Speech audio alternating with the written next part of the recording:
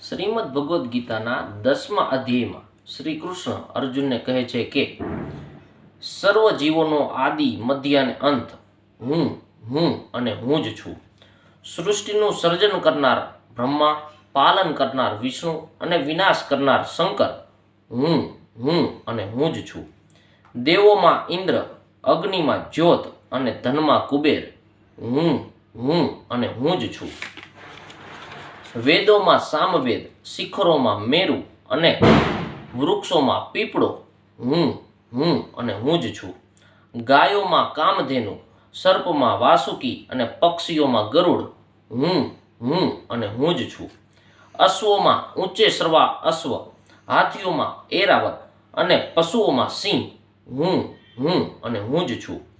તારાઓમાં સૂર્ય, નક્ષત્રમાં ચંદ્ર અને ઇન્દ્રિયોમાં મન હું અને હું જ છું. બધા શબ્દોમાં ઓમ, નદીઓમાં ગંગા અને માછલીઓમાં મગર હું અને હું જ છું. મનુષ્યમાં રાજા, સર્વને ઉત્પન્ન કરનાર અને સર્વનો અંત કરનાર હું અને હું જ છું. જ્યાં જુઓ ત્યાં મારો જ આકાર અને મારો જ આધાર, એટલે કે તમારી અંદર રહેલો આત્મા અને બહાર રહેલો પરમાત્મા બધી જ જગ્યાએ, એટલે કે અત્ર તત્ર અને સર્વત્ર હું અને હું જ છું.